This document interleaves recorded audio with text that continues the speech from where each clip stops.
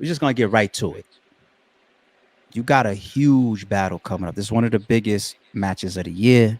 This is one of the biggest grudge matches left in battle rap. I don't know how long the grudge has been, 5, 6 years or some shit, as far as battle rap culture knows. December 9th, Bill Collector, how we feeling?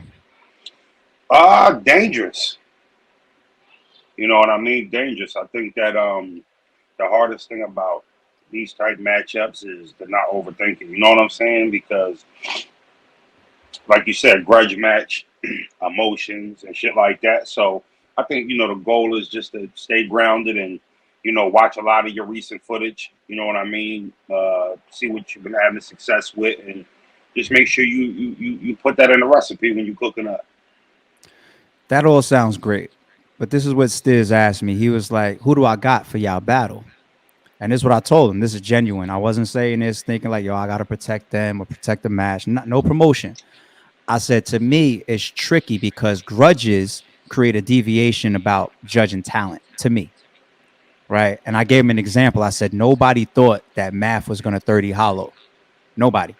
You know what I'm saying? So I can't just go on, yo, Raw's in a pocket right now. Or Bill has been on his best writer shit going through the whole King of the Dot tournament. I don't judge grudge matches like that because the things that you say or you might be revealing on your opponent is going to stick on them during and after. So that kind of segues me into asking you, are we going to hear some shit coming from Rosenberg Raw during this battle that we've never heard before as far as y'all issues? Sure, sure. I'm doing an interview. Sure, yeah, for sure. I think that one thing, it was funny because when I was, I've been writing for Bill for months, right? I mean, this was scheduled almost a half a year ago. So I started back then. Time, current events, shit happens that changes certain approaches or maybe certain things you was thinking about doing. But I felt like I had put some shit together. I called my brother and we was going over my material. And he was just like, "Yo, you want to be careful. Don't you want to be careful about throwing certain stones?" And I said, "No." You know what I mean? If you go back and Mm. if you look at all our promo, and this is something that I actually went and double checked just to make sure.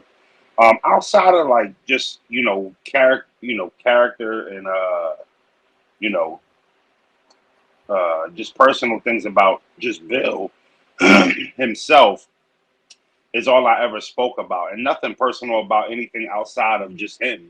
You know what I mean? Like you'd never heard me talk about any of Bill's cousins, uh, anybody personally in his family, or anything that I know, or like stuff that's outside of battle rap. I never really brought that to our grudge in battle rap.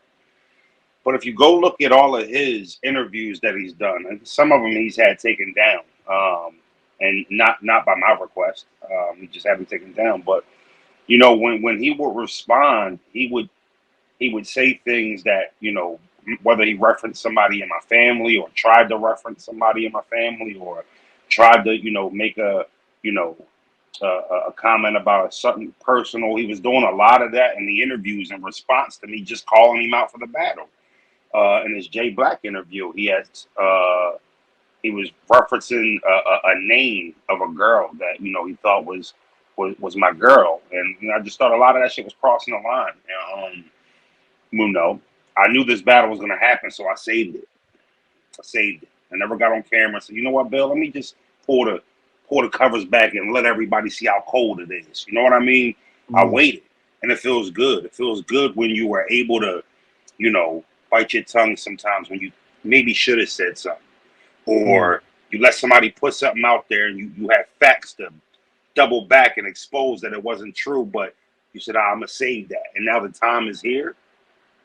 I feel great. I feel great that I had the wherewithal, the patience, the commitment to trust in the process, knowing that, maybe he said something in 2018, but we're going to battle in 2022, 2021, 2023. It's going to happen.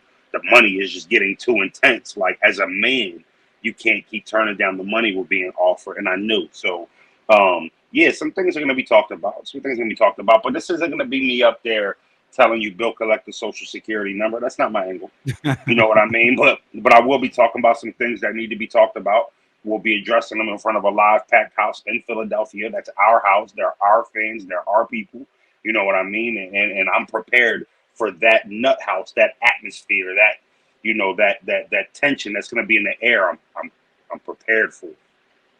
Do you think that there's anything that's gonna be in your rounds that could make y'all really, really look at each other still like I don't fuck with this nigga by the time the battle is over? That's up to Bill.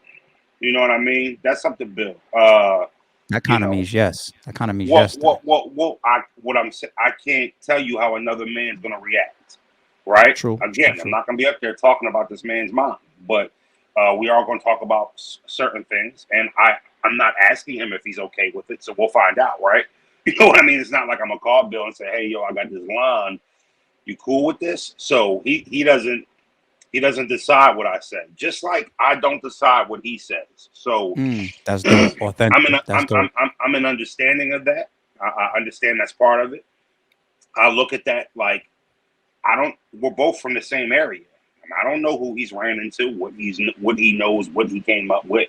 I know I'm sturdy and don't have a lot of mud on my name, so I'm not worried. But again, he can. You can get on.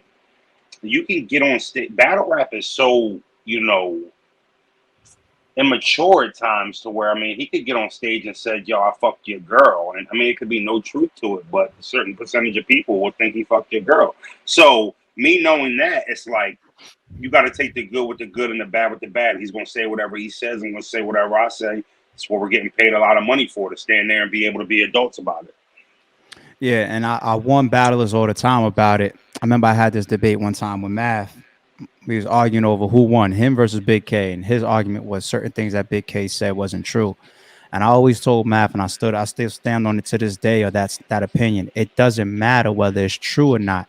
This is YouTube. There's all different types of fans tuning into this shit.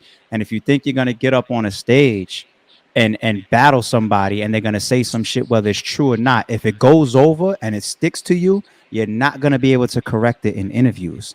Interview views will never keep up with the views of a battle. Never. Right, right. So I would suggest you and Bill think about that because this is a very long running grudge and there's a type of battle you don't want to lose.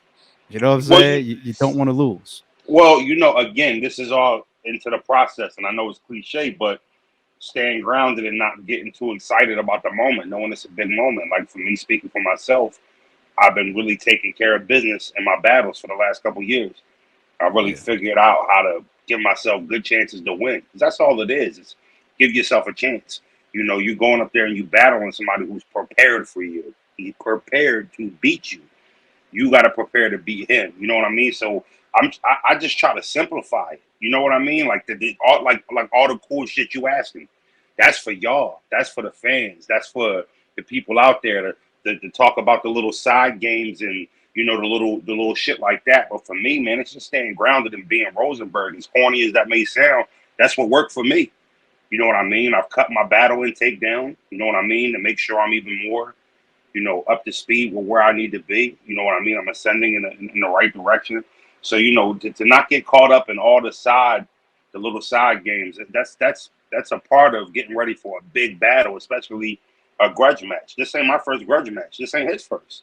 You understand? Yeah. Me and Shug battle, him and Holla battle. We've been in big time battles where it was grudges. Niggas ain't Yeah. like each other.